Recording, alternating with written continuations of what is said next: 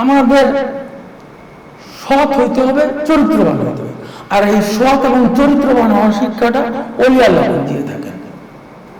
আল্লাহ ওলিগণ মরে না, এটা এবার অপমান হইল। আল্লাহ ওলিগণ মরে না। ইমাম হোসেন শহীদ প্রমাণ করছে কোনটা সত্য কোনটা মিথ্যা। রাসূলের কথা বললে যাদের শরীরে আগুন লেগে যায়, আসলে কি তারা রাসূলের উম্মত হইতে পারে না। রাসূলের কদমের ধুলা আল্লাহর আরশ ধন্য হয়েছে। আল্লাহ তারা ভালোবাসা কাছেটাই না নিছে, আমার তারা ভালোবাসতে সমস্যা। হ্যাঁ, তাহলে আপনারা কোন ধর্ম পালন করেন, কোন নবীর উম্মত? আপনি স্বর্ণের দোকানে যান বা বড় একটা দোকানে যান, তারা কিন্তু তার কাস্টমারকে রেসপেক্ট করে। আর যে আপনার জন্য সাফায়াত করবে, আপনার মুক্তির কারণ হয়ে দাঁড়াবে, তাকে রেসপেক্ট করবেন না। মোল্লা আলী বলছে, আমি সেই খোদার ইবাদত করি না যার আমি দেখি। আমাদের ইমাম আবু হানিফা বলছে, আমি 99 বার আল্লাহকে দেখছি, তারপরে আরেকবার দেখে আমার 100 বার করে হয়েছে। আমরা যে প্রত্যেকে পায়ে গেলাম আল্লাহ নিরাকার আল্লাহ বলতে।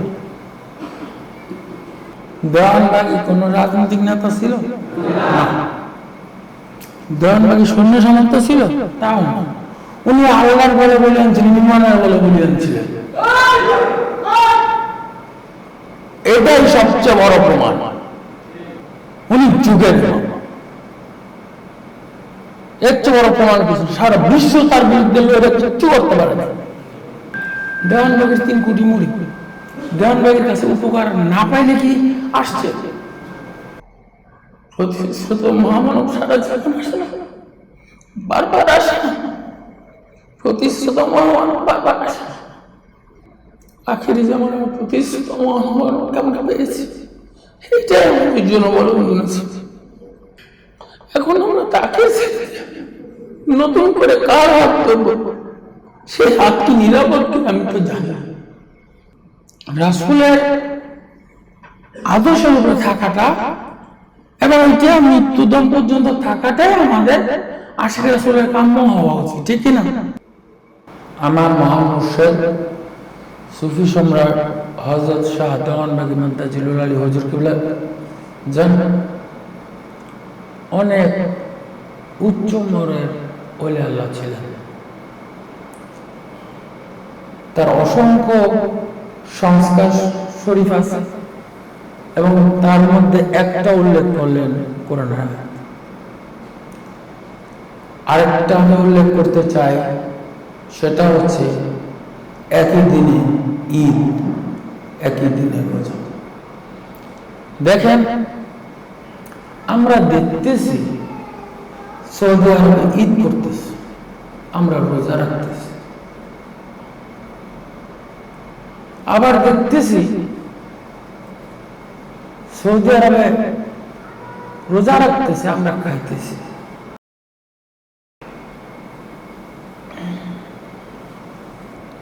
হ্যাঁ, হাদিস শরীফে আছে তোমরা চাঁদ দেখে রোজা রাখো, চাঁদ দেখে ঈদ করো। আচ্ছা, আমি অস্বীকার করতেছি না, তো এইটাও আছে, চাঁদ গণনা করো। হযরত ওমর রাদিয়াল্লাহু আনহু খেলাফত আমলে ইসলামী রাজ্যটা প্রায় অর্ধেক বিশ্ব দখল করে ফেলছে, আপনারা তো জানেন। তখন পৃথিবীর কোন প্রান্তে চাঁদ দেখা গেলে অন্য প্রান্তে হয়তো চাঁদ দেখা যেত না। তখন ওনারা আবিষ্কার করছেন এই চাঁদ গণনা পদ্ধতি। চাঁদ গণনা করে বিশ্বে একই দিনে ঈদ এবং একই দিনে রোজা পালন করা সম্ভব। এবং ওআইসি থেকে অসংখ্যবার প্রস্তাব করা হয়েছে বাংলাদেশ গভর্নমেন্টকে যে আপনারা একই দিনে ঈদ, একই দিনে রোজা করেন। কারণ আমরা মুসলিম দেশ, আমাদের মধ্যে কোনো সংহতি নেই। আমাদের মধ্যে দুঃখজনক বললেন কথা যে আমাদের মধ্যে কোনো সংহতি নেই। সৌদি আরবে ঈদ হয়, আমরা রোজা রাখি। সৌদি আরবে রোজা হয়, তাহলে আমরা ঈদ করি। প্যালেস্টাইনে মারতেছে, আমরা বসে বসে তামসা দেখতেছি। আমরা হয়তো তার জন্য দোয়া করতেছি, এর বেশি কিছু করতে পারতেছি।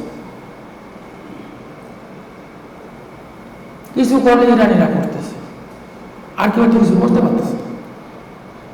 আদৌ কি মুসলিম জাতি এক হওয়া সম্ভব? আপনার কি মনে হয় আদৌ কি এক হওয়া সম্ভব? দেশের মানুষ তো এক হতে পারে না,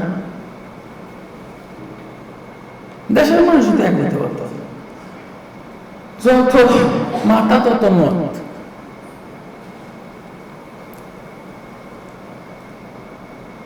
তো আসলে এই কারণে আমাদের সৎ হইতে হবে, চরিত্রবান হইতে হবে। আর এই সৎ এবং চরিত্রবান হওয়ার শিক্ষাটা ওলি আল্লাহ দিয়ে থাকেন, ঠিক কিনা? আমাদের দেশে আমরা এই হিন্দু অধ্যুষিত ভারতবর্ষের যে প্রান্তরে জন্মগ্রহণ করছি, আমাদের তিন দিকে ভারত, একদিকে মায়ানমার, আরেকদিকে সমুদ্র। এই হিন্দু অধ্যুষিত এলাকায় জন্মগ্রহণ করে বাংলাদেশ বিশ্বের দ্বিতীয় বৃহত্তম মুসলিম কান্ট্রি, ব্যাপারটা সোজা না, ব্যাপারটা সোজা না। আজকে কিছু লোক যারা নিজেদেরকে আহলে হাদিস বলে, সালাফি বলে, বা অন্য কিছু বলে, যাই বলে বলে, কিন্তু ওলি আল্লাহকে বিরোধিতা করতেছে। ওর বাপ দাদাও কোন না কোনো ওলি আল্লাহ থেকে মুসলমান হয়েছে, নইলে আজকে সিরি সিরি নাম রাখতে মোল্লা হয়েছে, মুন্সি হয়েছে, বাপ দাদা কোন না কোনো ওলি আল্লাহ থেকেই মুসলমান হয়েছে, ঠিক কিনা? আমি কি ভুল বলছি? আমি ভুল বলছি? গিয়া দেখেন ওর বাড়িতে পুরান দলিল হাতে ও পূর্বপুরুষ হিন্দু আছে,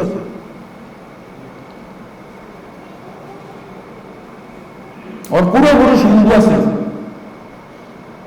ওলি আল্লাহদের রওজা শরীফ ভাঙে, ওলি আল্লাহদের দেহ বসে, এইবার তার প্রমাণ হয়েছে, বুঝছেন? রাসূল সাল্লাল্লাহু আলাইহি ওয়াসাল্লামের জমানায়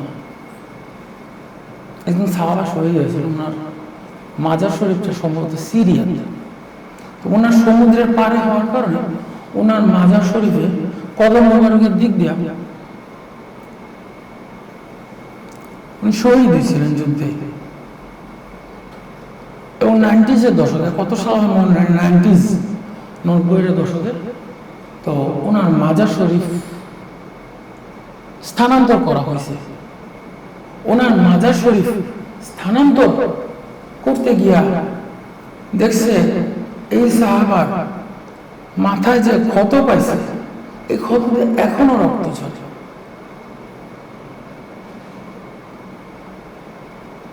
আল্লাহর ওলিগণ মরে না, আল্লাহর ওলিগণ মরে না, এটা এবার অপমান হইল। আল্লাহর ওলিগণ মরে না। আমরা যে কতটুকু ভদ্র হইতে পারছি, কতটুকু কালচার হইতে পারছি, আমরা কিন্তু প্রমাণই দিচ্ছি। আমরা কতটুকু সভ্য হয়েছি, আমরা কিন্তু প্রমাণই দিয়ে দিচ্ছি। আর এটা কিন্তু বিশ্বে ছড়ায় পড়ছে।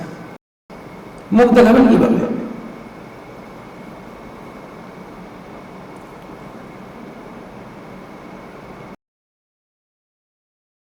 আল্লাহ আসলে সমস্ত ফিতনা থেকে বাঁচার একমাত্র উপায় রাসূলের আশিক হওয়া। রাসূলকে আপনি ধরে রাখেন, আপনি ভয় নেই, আপনার হাসর নাসর রাসূলের সাথে হবে। রাসূলকে ভালোবাসেন, আপনার হাসর নাসর রাসূলের সাথে হবে। যে যাকে ভালোবাসবে তার হাসর নাসর তার সাথে হবে। তো আমরা কি রাসূলকে ভালোবাসতে পারবো না? আমরা কি পাক পঞ্চতনে ভক্ত হতে পারবো না? হ্যাঁ, ঠিক আছে। আল্লাহ আকবার, হাত নামান। আসেন রাসূল ভাই, রাসূলকে ভালোবাসেন। আপনার যদি 1400 বছর আগে যে সাহাবা মারা গেছে, 90-এর দশকে তার ক্ষত দিয়ে রক্ত বেরোয়, কত বছর তার মাথার ক্ষত দিয়ে এখনো রক্ত বেরোয়। ওলি আল্লাহ মরে না।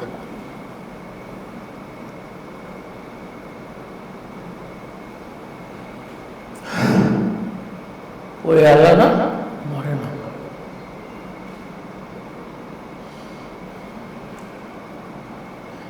এই হিন্দু বৌদ্ধ অধ্যুষিত এলাকায়, এই হিন্দু বৌদ্ধ অধ্যুষিত এলাকা বাংলাদেশ আজকে বিশ্বের দ্বিতীয় বৃহত্তম মুসলিম কান্ট্রি।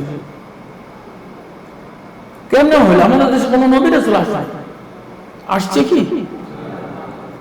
আমি কিন্তু ওয়াহাবিদের সাথে পড়ছি, তামিরুল মিল্লাত মাদ্রাসায় পড়ছি, দারুল ইসলামে পড়ছি, ওয়াহাবি জামাতি সবার সাথে পড়ছি। আমাদের এক শিক্ষক ছিল, আরবি সাহিত্যের শিক্ষক, দারুল ইসলাম ইউনিভার্সিটি, ডক্টর আনোয়ার, উনি ডক্টর করছে আরবি সাহিত্য।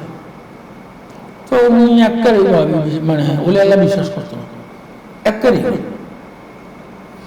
তো বলে আমাদের দেশে ইসলাম আসছে আরব ব্যবসায়ীদের করতে,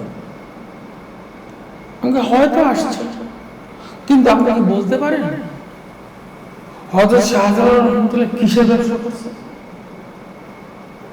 আমি তাকে এই প্রশ্নটা করছি, শাহপরান 360 আউলিয়া কিসের ব্যবসা করছে এই দেশে এসে? বলতে পারে? ব্যবসায়ীদের মাধ্যমে আসছে। হ্যাঁ, তেল মশলা ব্যবসা করছে, গোল্ডের কয়েনের ব্যবসা করছে, কিন্তু তারা কি আসলে ব্যবসার জন্য আসছেন? দেখেন, ইমাম হুসাইন রাদিয়াল্লাহু শাহাদাতের পরে রাসূল ভক্ত যারা ছিলেন, রাসূলের পরিবার ভক্ত যারা ছিলেন, তারা ঈমান রক্ষার তাগিদে এবং প্রাণ রক্ষার তাগিদে বিভিন্ন দেশে ছড়ায়া পড়ছেন। এটাই সত্য, যে যেখানে পারছেন। সুদূর চায় না, সেখানে সাদ বিন আবু ওয়াক্কাস রাদিয়াল্লাহু তাআলার মাজার, যেটা উইগুর, ওখানে ওনার মাজার আছে। আমার কথা বিশ্বাস হলে ইন্টারনেটে দেখে, রাসূলের আপন চাচাতো ভাই, ওই 1400 বছর আগে গেছে সাদ বিন আবু ওয়াক্কাস রাদিয়াল্লাহু তাআলা। তো ওনারা মানে ইমাম হুসাইনের শাহাদাতের পরে আরো মনে করছে ইসলাম নামে যেটা ছিল ওটা আসলে ইসলাম নয়, ওটা হচ্ছে এজিদি ধর্ম, ওটার মধ্যে আদর্শ বিবর্জিত, ভোগ সামগ্রী, ওটা তো এজিদি ধর্ম, লুটপাটের ধর্ম, ওটা তো আসলে আদর্শ। আদর্শ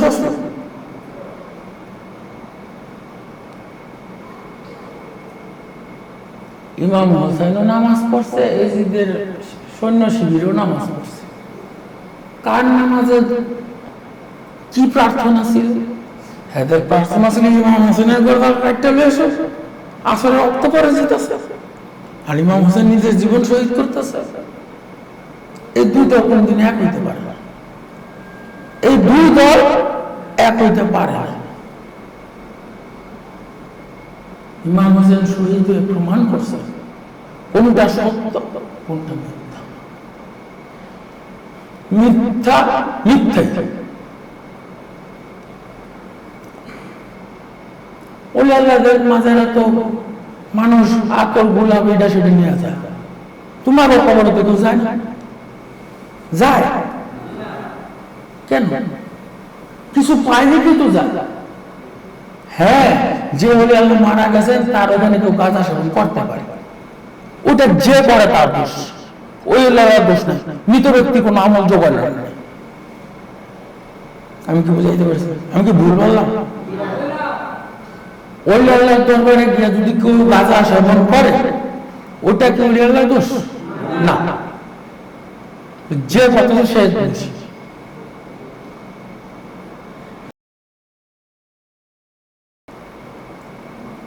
ওটা যে করতেছে সেই দোষী, এর জন্য ওলি আল্লাহ দায়ী নয়।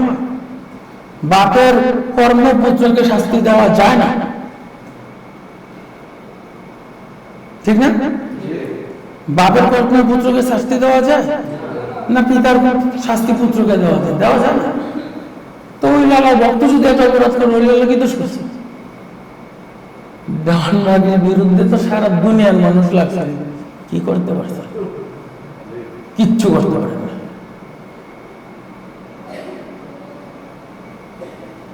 দেওয়ান লাগে কি কইছিল? আসেন, আজ যারা বাকি আছেন আসেন, জঙ্গল একবারই বলছিল না? দেওয়ানবাগী কোন রাজনৈতিক নেতা ছিল না, দেওয়ানবাগী সৈন্য সামর্থ্য ছিল তাও না। উনি আল্লাহর বলে বলে আনছিলেন, ইমানের বলে বলে আনছিলেন।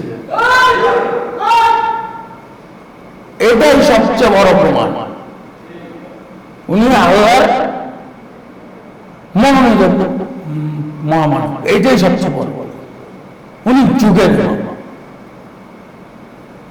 এর চেয়ে বড় প্রমাণ কিছু সারা বিশ্ব তার বিরুদ্ধে লড়ে কিচ্ছু করতে পারে না। কে বাকি ছিল?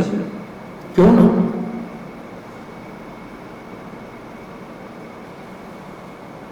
সুফি সম্রাট দেওয়ানবাগী হুজুর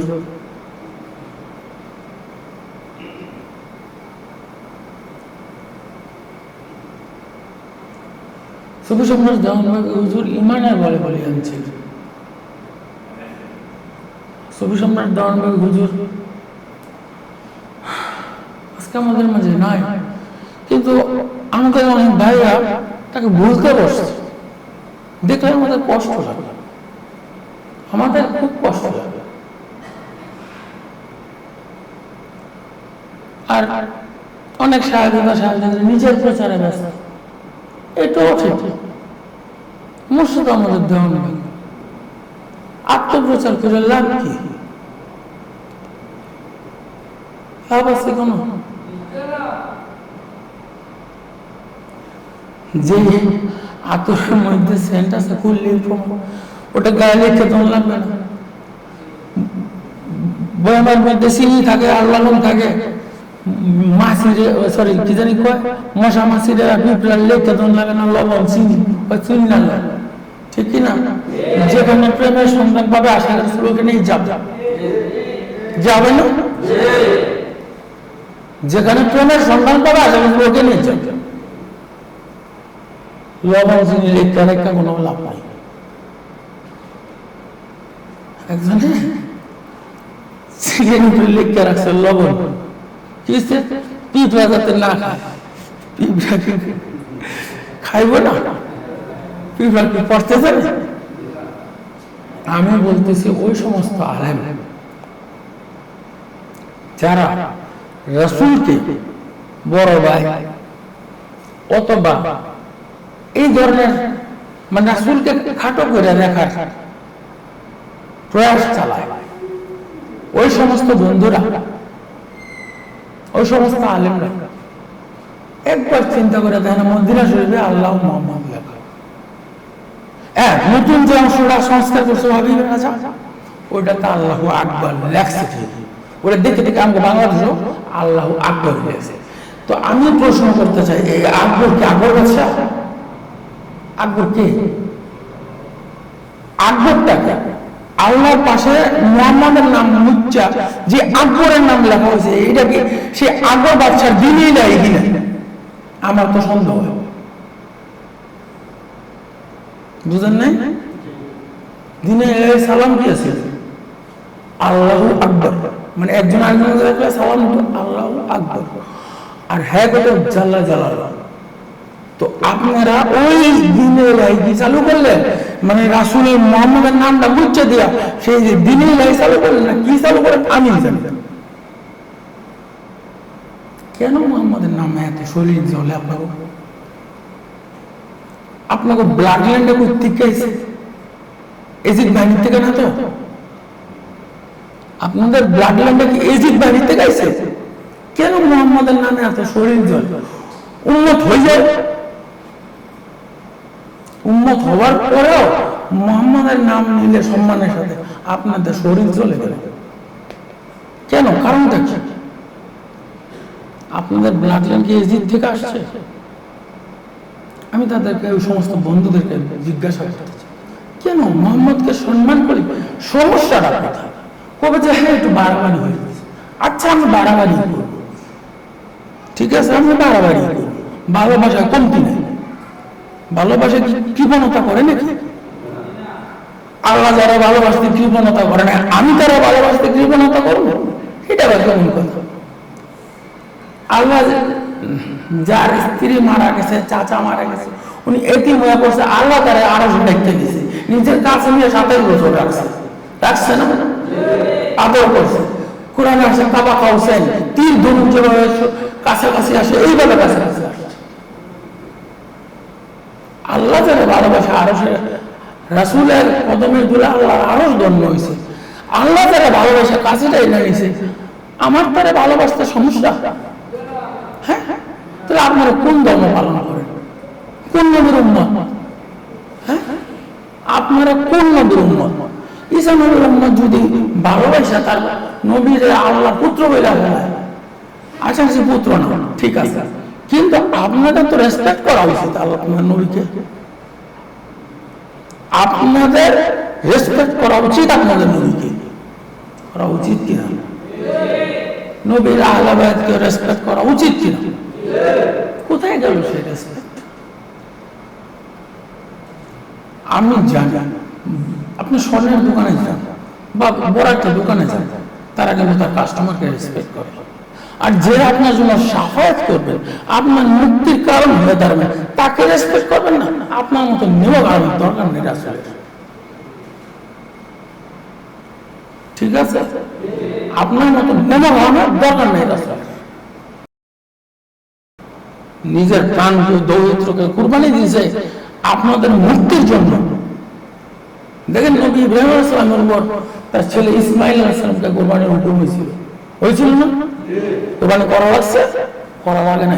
রাসূলের কোনো পুত্র ছিল না, ওনার প্রাণপ্রিয় নাতি দুইটাকে উনি নিজের সন্তানের চেয়ে বেশি ভালোবাসতেন।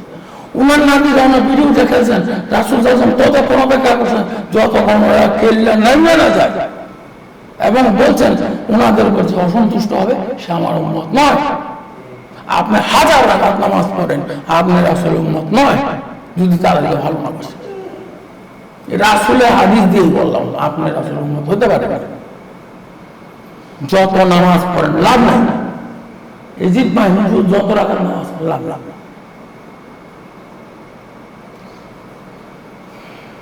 নামাজ নামাজিকে পাপ কাজ থেকে ফিরায় না, তো আপনার ঘরে পাপ কাজ থেকে ঠেকাইতে পারলো না কে? পারলো না কে? তাই মানে আপনার নামাজ হয় না নাকি? আপনার অভিশপ্ত অভিশপ্ত ব্লাডলাইন থেকে আসছেন, আপনার নামাজ হয় না। মনে হয় ভবিষ্যৎ অচিরে তোমাদের মধ্যে একটা সম্প্রদায় আবির্ভাব হবে যেটা খারিজি সম্প্রদায়। খারিজি সম্প্রদায় দেশে অনেক আছে, খারিজি সম্প্রদায়। তারা সুন্নতে কোরআন তেলাওয়াত করবে, নামাজ রোজা সবই করবে, তাদের কোরআন তেলাওয়াত তাদের কণ্ঠনালীর নিচে রাখবে না, এবং তাদের নামাজ রোজা কিছুই কবুল হবে না। মাওলানা আলীর হাদিস, মাওলানা আলী মিশা হতে পারছে। আব্দুর রহমান আল খারিজি মাওলানা আলী হত্যা করেছে, তার নামে বাংলাদেশে যত খারিজি মন্ত্রী,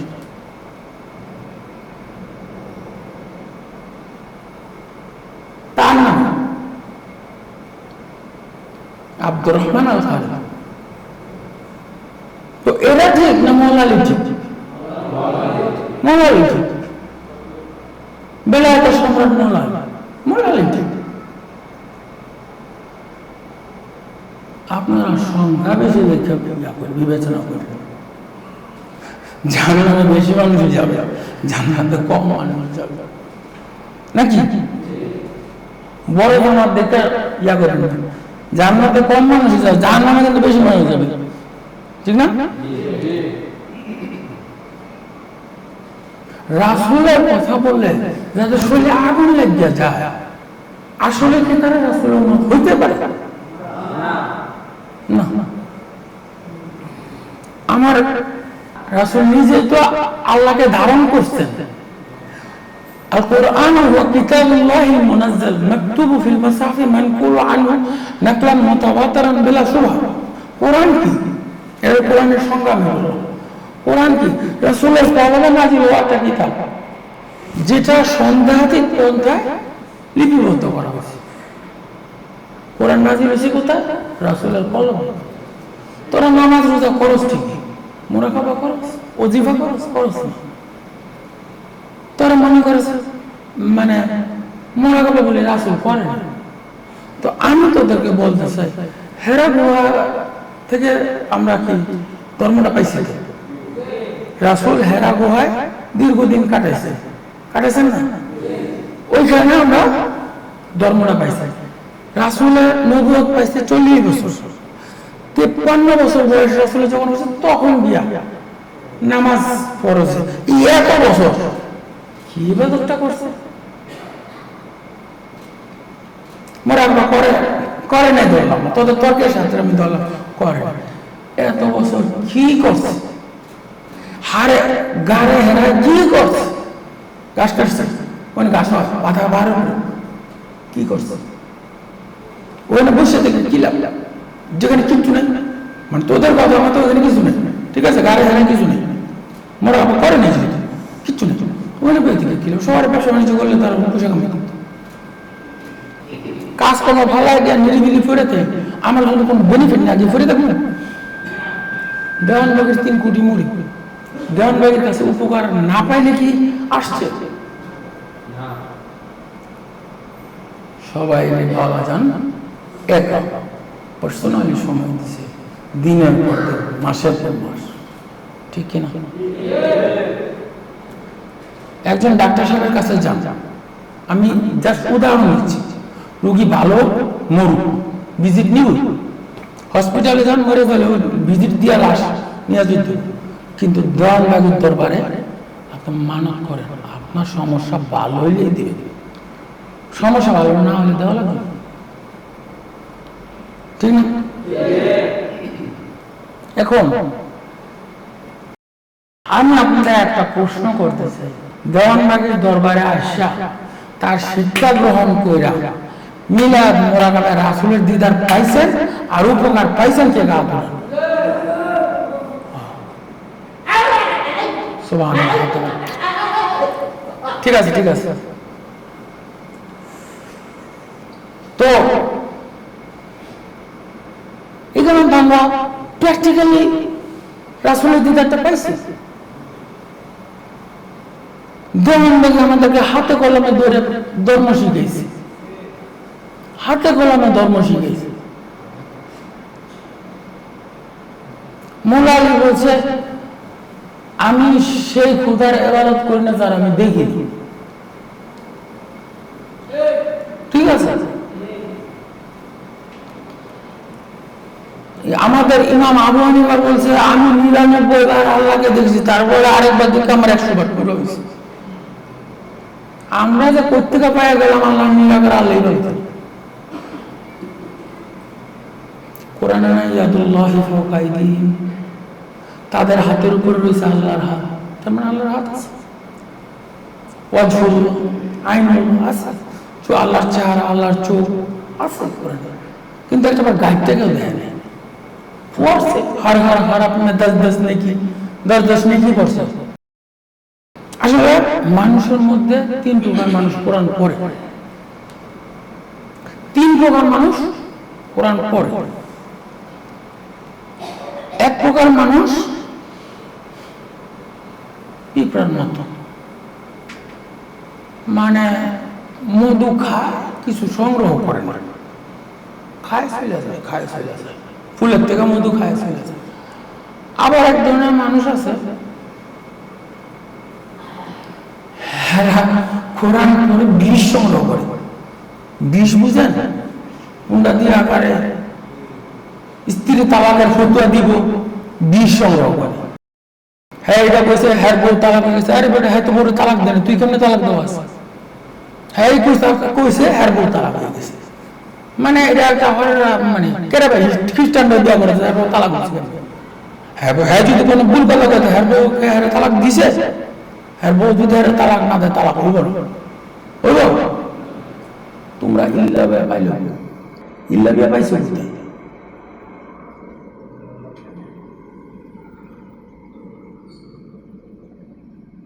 আর একজনের স্ত্রীকে অবৈধভাবে ভোগ করার জন্য ওনারা এইসব মুক্তি সাহেবের এইসব আইন বানাই নিচ্ছে, যেভাবে ব্রাহ্মণরা বানাই নিচ্ছে,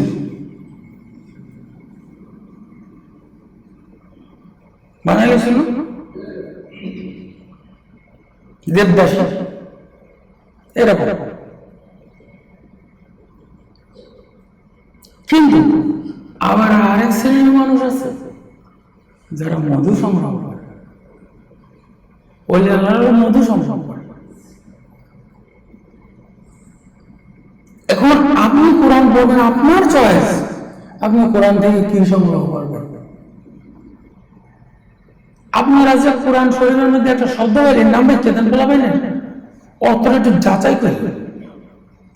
কোরআন কোনো নামের গাইড না, কোরআন কারো নামের গাইড না, কোরআন মানুষের কমপ্লিট কোড অফ লাইফ। তো কোরআন একটা শব্দ পাইলে বাচ্চার নাম রেখে দেন, ফেরাও রাখে একটা বাচ্চার নম্বর দেখে দেন, ফেরাও এগুলো নাম আসছে, শয়তান ইবলিস জানেন এগুলো নাম আসছে, কোরআন আসছে না? কেউ তো এটা রাখলেন না, কেন রাখলেন? শব্দটা পাইছে না, কোরআনের মধ্যে নাম লিখতে দিচ্ছে বুলা। তো একজনে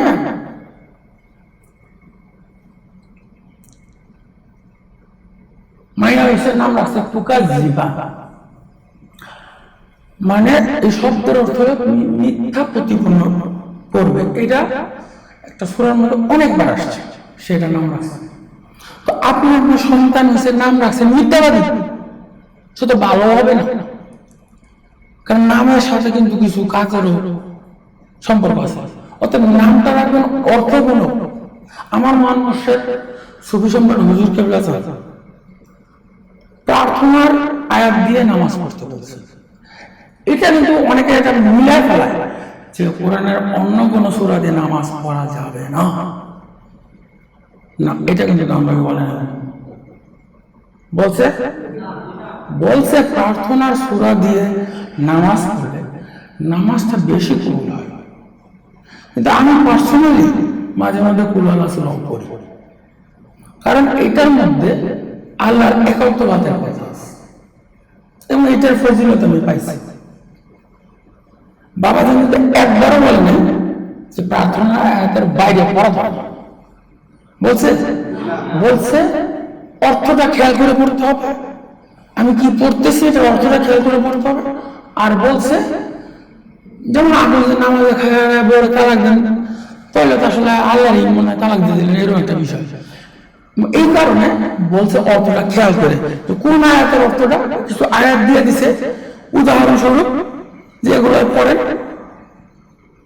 কিন্তু বলে নাই যে এর বাইরে পড়া যাবে।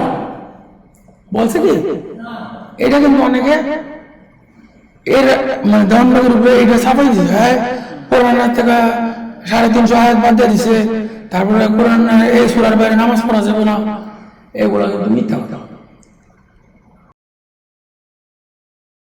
এগুলো মিথ্যা কথা, আর মিথ্যা কথা রটে হয়। আমরা যখন মাদ্রাসায় পড়ছি, একজনের কানে কানে কইছে পাখি পাখা পেঁপে খা, ওর পারে গিয়ে হয়ে গেছে আই লাভ ইউ। ঠিক আছে, মানে সবাই কইছে কানে কানে কথা কইবার লেগে, মানে মুখে কারণ একজনের কানে 24 জন পরে আই লাভ ইউ গেছে। তো রাসূলের জমানায় কোরআনে আয়াত সংখ্যা 6236টি ছিল, কিন্তু ওই চেঞ্জ হয়ে গেছে আর কি, কানে কানে চেঞ্জ হয়ে গেছে। ওসমান রাদিয়াল্লাহু আনহু কোরআনের আয়াত বেচারা সংগ্রহ করে কোরআনটারে লিপিবদ্ধ করলো। লিপিবদ্ধ করে ওই যে জাল জয়ীব যেগুলা নেওয়া ছিল এগুলারে জ্বালাই দিয়েছে। কোরআন পুরানোর পরে ওনার শহীদ করছে, খোলাফেরা সঙ্গে তো শহীদ হয়েছে, আবু বকর সবাই কিন্তু শহীদ করছে। তো এই শহীদের ধর্ম কি আর সঠিক বেগ পাইতে পারছে? বেগ পাইতে পারে না। একজনে কাজ করতে হয়েছে তারা মেরেছে, একজনে কাজ করতে হয়েছে তারা মেরেছে। আসলে রাসূলের আদর্শের উপরে থাকাটা এবং ওইটা মৃত্যুদম পর্যন্ত থাকাটাই আমাদের আশিক রাসূলের কাম্য হওয়া উচিত, ঠিক কিনা? আমি কি বললাম? তাই আশিক রাসূল ভাইয়া, আমরা দেশে একটা ক্রাইসিস চলতেছে এই মুহূর্তে। আপনারা বেশি বেশি দরবারে আসেন, দরবারের সময় দেন, ইনশাআল্লাহ আমার যতদূর বিশ্বাস এই সমস্যাটা চলে যাবে। এবং দেখেন আপনি আপনার মসজিদের দরবারটা নিরাপত্তা দিবেন, আপনার বাড়ির নিরাপত্তা তো মসজিদ দিবে বলে আমার বিশ্বাস, ঠিক না? আপনার ঘরে তো প্রবলেম আছে নাকি, তাদের তো নিরাপত্তা আপনার মসজিদে দিবে। আমি কি বুঝাইতে পারছি? এই কারণে বলবো আপনারা দেখেন, আমরা এমন একটা দরবার শরীফে বাস করি মক্কার মতো, চারিদিকে শত্রু দিয়ে গেল, তার মধ্যে আমরা থাকতেছি। এই মক্কাবাসী রাসূল কিন্তু মক্কা থেকে তাড়াইছে। রাসূল ঈমান বাঁচানোর জন্য, জীবন বাঁচানোর জন্য মক্কা ছেড়ে মদিনা ওইখানে হত্যা করার জন্য গেছে না? এই গ্রামের মানুষ ওরকম দেওয়ানবাড়ি রাহুল দেওয়ানবাড়ির গেট রুমটা আছে, কোথায় কোথায় খুব আছে, দাগও আছে। এটা স্মৃতি। আজ থেকে 10 বছর, 20 বছর, 100 বছর পরে মানুষ দেখবে এই রুমে দেওয়ানবাগ একসময় থাকছে। এবং এইটাই দেওয়ানবাগের প্রথম দরবার শরীফ, সর্বপ্রথম দরবার শরীফ। এটা বাবে জান্নাত নাম, বাবে মোহাম্মদ দিলেও চলতো।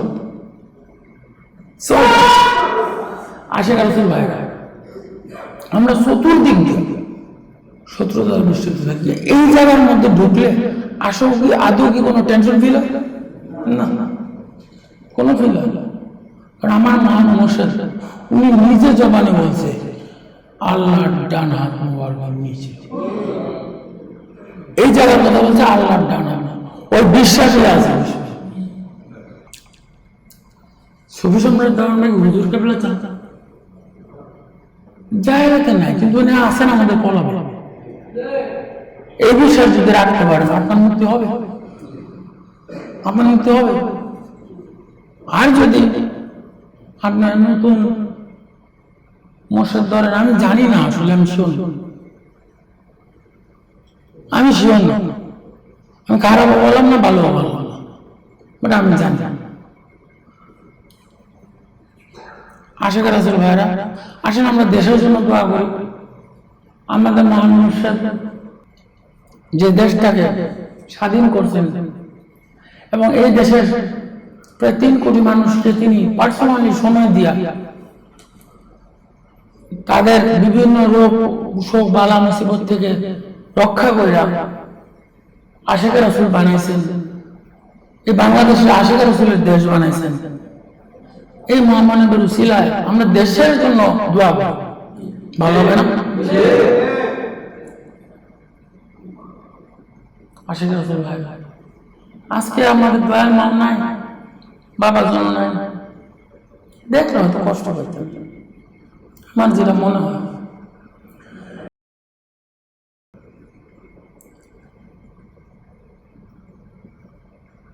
সুফি সম্রাট হুজুর কেবলা জানতাম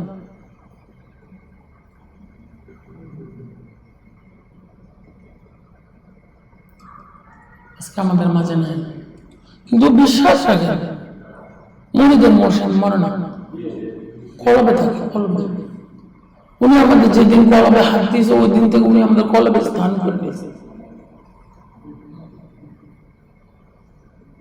আমরা যদি মোরা বাবা মুর্শিদ যদি খেয়াল করি, আমরা মুর্শিদের পায়খানা বলি, পাই নাই তো মুর্শিদ কি কবরে গেছে?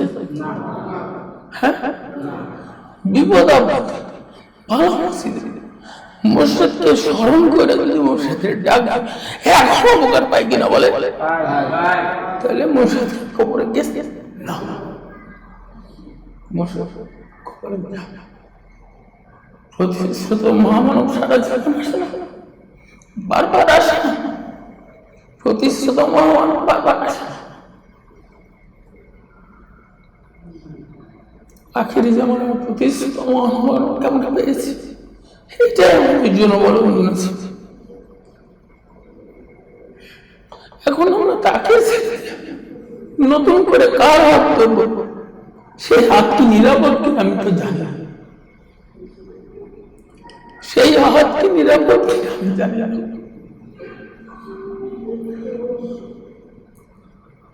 যিনি আমাদের আত্মার পিতা, যিনি আমার আত্মার পিতা এবং আত্মার মা, দেহের ওনাদের উসিলায় আমরা আমাদের দেশের এই সংকটময় মুহূর্তে যেন আশিক রাসূলরা ভালো থাকতে পারে, এই দোয়াই করি। কি বলেন, ঠিক হবে না? সবাই আমার সাথে নাউযু বিল্লাহি মিনাশ শাইতানির রাজিম,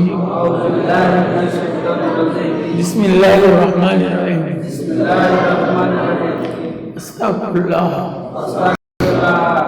রব্বি মিন কুল্লি জামবি ওয়া আতুবু ইলাইহি।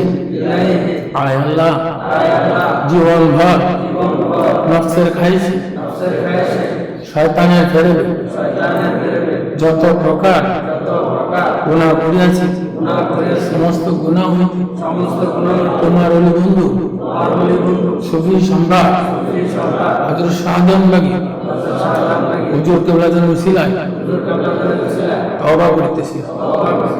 আমার তওবা কবুল করো, আমার নাম আল্লাহুম্মা আমিন, আল্লাহুম্মা আমিন। আমরা পাপে কাঙ্গাল তোমার পাপের জান্নাত দান বাক্সিতে সমর্থ হইলাম। জুমার নামাজ আদায় করলাম, মিলাদ শরীফ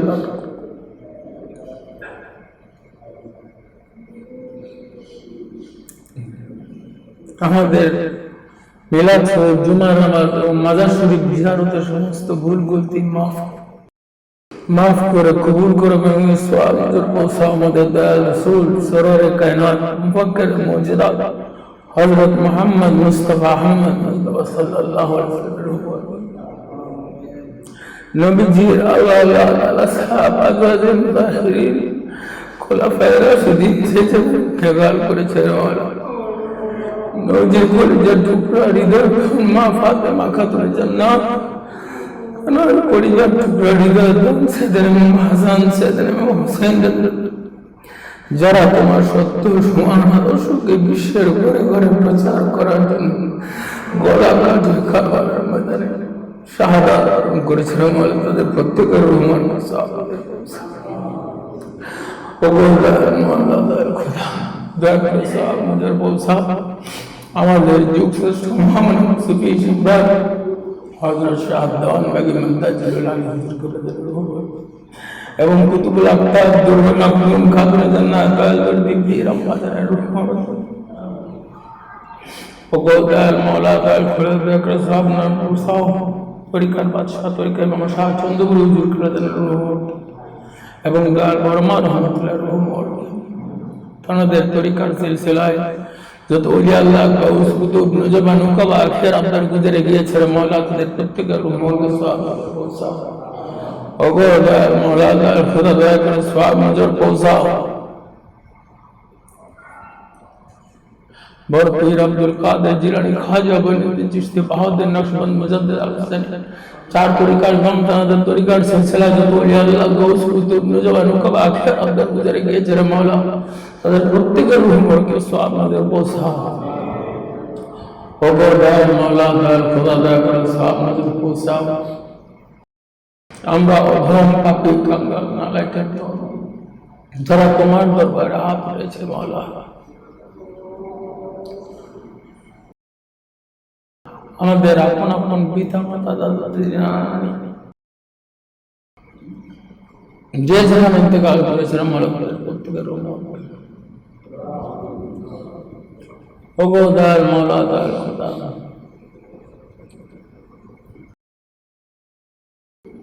দয়া করে সব নজর পৌঁছাও। আমাদের দেশে সংকটকালীন মুহূর্তে যারা মারা গেছেন তাদের বিদেহী আত্মার ওগো দয়াল মাওলা দয়াল খোদা দয়া করে সব নজর পৌঁছাও।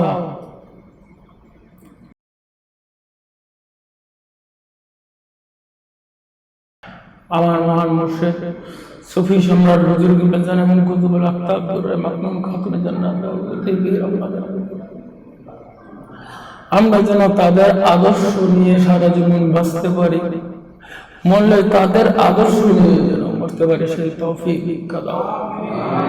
আজকে যে ভাইয়েরা জাকের বোনেরা এত বিপদ আপদ ওয়ালা মুসিবতের মধ্যেও দরবারে আসছে, তাদের পরিবারকে তুমি রক্ষা করো। আর যারা আসতে পারে না আশিকের রাসূল, তাদেরকেও তুমি রক্ষা করো। ও খোদা, মাওলা খোদা, তোমার সাহায্য ছাড়া আমরা কিছু চাই না। তোমার রহমতের উসিলায়